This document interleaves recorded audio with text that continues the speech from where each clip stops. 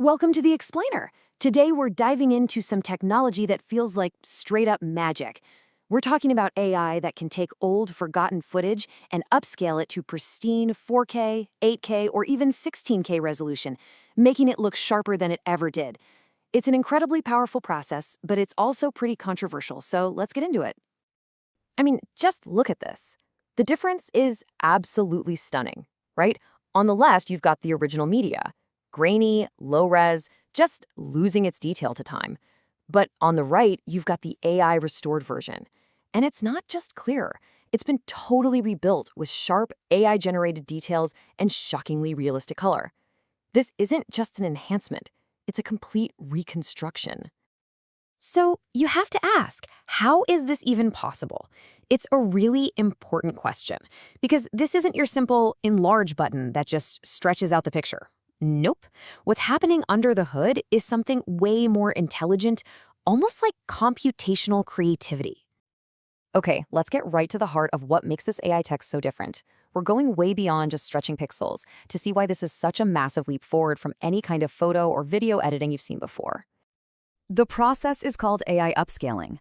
And the key thing to wrap your head around is this. The AI isn't just stretching what's already there. It analyzes the image on a really deep level, and then it generates brand new, realistic pixels to fill in all the gaps.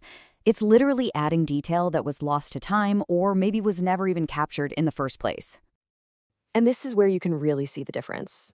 The old way, traditional interpolation, it just guesses. It averages the pixels nearby, and that's why you get that blurry, soft look.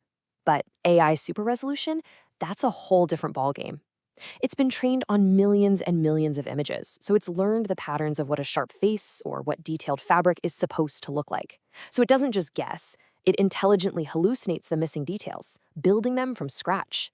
It's really an act of creation, not just stretching. So with all this incredible power, what does a modern digital restoration lab actually look like? Come on, let's take a peek at the tools of the trade. And you know what's revolutionary? This isn't just for big Hollywood studios anymore. These incredibly powerful AI tools are now super accessible, from pro-level software like Topaz Video AI to plugins for your favorite editing programs, and even simple online tools. Basically, anyone can run their own digital restoration lab right from their desktop computer. And we're not talking about a one-trick pony here. This is a full-blown toolkit. The AI can upscale footage to 4K or 8K, which isn't just for our fancy new screens. It's also crucial for getting favored by streaming platform algorithms. It can denoise old film grain, deinterlace those ancient VHS tapes, add realistic color, and even stabilize shaky camera work from back in the day. It's a complete digital overhaul. And for you, the user, the whole process is surprisingly simple. You just upload your old media, you pick the settings you want, like, hey, upscale this to 4K, or get rid of the noise, and then you just preview it and export the transformed file.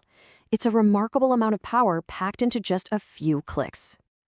Okay, so we've seen the incredible technology, but that brings us to a much, much trickier question. This is what I call the ownership paradox, a really murky legal gray area that this tech has forced all of us to confront.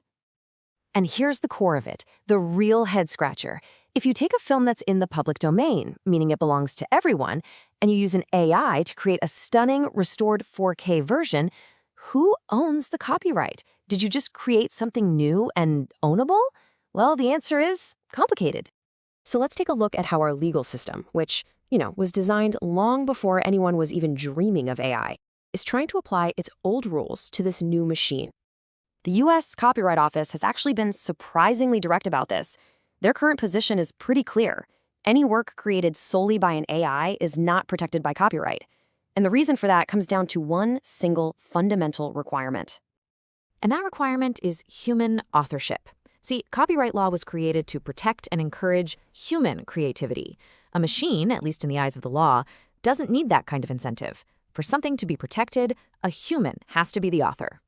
This rule was famously put to the test with a graphic novel, Zarya of the Dawn. Now, the author's text and her creative arrangement of the book, that was copyrighted. But the individual images, which were made by the AI Midjourney, were not. The Copyright Office flat out said the images were not the product of human authorship, basically arguing that the author didn't have enough direct creative control over what the AI spit out to be considered the artist. So this brings us to the key takeaway, and it's a big one. If you take a public domain film and just run it through a mostly automated AI upscaling tool, that resulting beautiful 4K version, it remains in the public domain. Without enough human authorship in the process, no new copyright gets created. The restored work is free for everyone to use, to build on, and to share. And all of this leads us to the future of creation itself. This technology forces us to ask some profound questions about what it even means to be an author or an artist anymore. So, where do we go from here? So yeah, where does restoration end and new creation begin? When an AI hallucinates the texture on a coat that was just a blur in the original film, is that just restoration or is it a new artistic act? That line is blurring every single day, and it's forcing us to redefine our relationship with art, with history, and with the machines that are helping us see both in a completely new light. Thanks for watching.